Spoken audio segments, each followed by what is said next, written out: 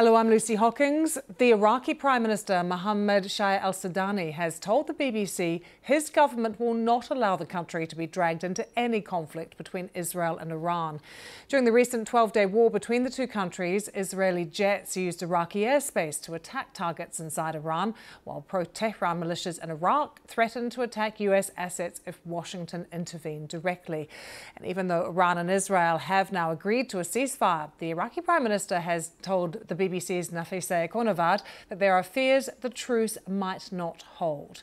Well, Nafisa joins us from Baghdad to talk us through her interview. But first, you arrived there in Iraq at a very tense moment, right when Iran fired missiles at the al-Udeid military base in Qatar. This is the biggest US military base in the Middle East, of course. But what was the mood like at that moment in Iraq?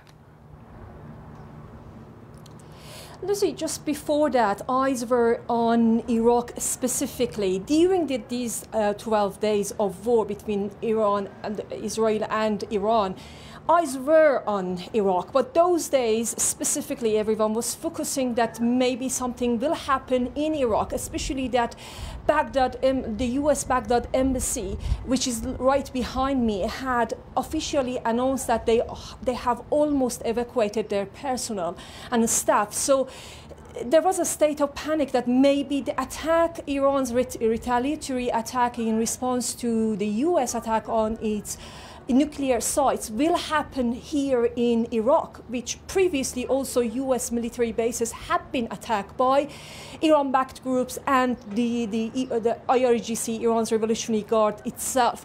So when that attack happened and it was confirmed that the attack only was against al-Udeid, and it was very kind of calculated, and it was there was a lot of warning behind that. So here it was a relief, because there was a mood of relief that, okay, for now Iraq was able to save itself. But still there was concern, because the country's airspace was being used by Israeli jets, at which Prime Minister Sudani told me that they were worried that this will drag Iraq to a war that they don't want to be part of it. Also, there was concern about possible Israeli or US attack on Iran-backed groups if they attack or if they target Israel or US bases here.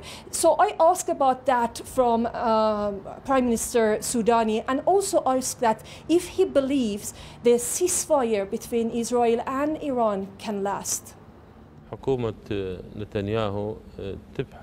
The Netanyahu government is searching for any justification to expand the conflict. Our position is clear. We are not party to any war. We will not allow any side to use Iraqi territory to attack others. At the same time, we will not allow anyone to violate Iraq's sovereignty or the safety of its citizens. The roots of the problem in the region are still unsolved, whether it's the American-Iranian relationship and the ongoing controversy on the Iranian nuclear program, or the situation in Gaza. The presence of a person like Netanyahu is a source of worry for the whole region.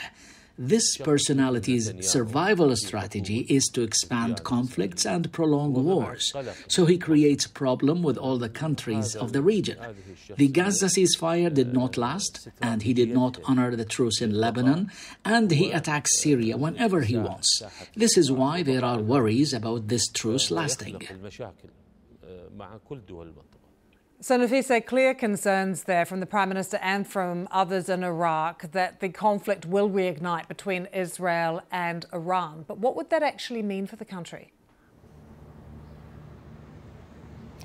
Well, the country is still worried, because especially if the Strait of Hormuz, which is very vital for Iraq's oil export, to be closed, which Iranians repeatedly threatened regarding that will have a massive impact on the country. The general mood here is that, Lucy, that this conflict will erupt again, and this was only that the previous one was the first round only, and they are not sure that they can escape from the second round if it happens. And right now, as a journalist that have been here in and out since 2003, right after Saddam fall, I can say, Lucy, that this is the first time I see a lot of construction, reconstruction, building streets, building bridges. A lot of beautiful buildings have been erupted here in Baghdad, which I had never have seen in the past 20-something years. And now the government is worried that now that they have started all these changes across the country, this conflict will stop and drag the country to another conflict that they don't want to be part of it, and they keep repeating this in different occasions. But also, Prime Minister confirmed to me that they are thinking to buy more air defense system not let Israelis, not anyone else, probably he means Iran, to use Iraq's airspace to carry out any attack against any other countries in the region. A great interview with the Prime Minister, Nafiseh. Thank you so much. Good to see you in Baghdad.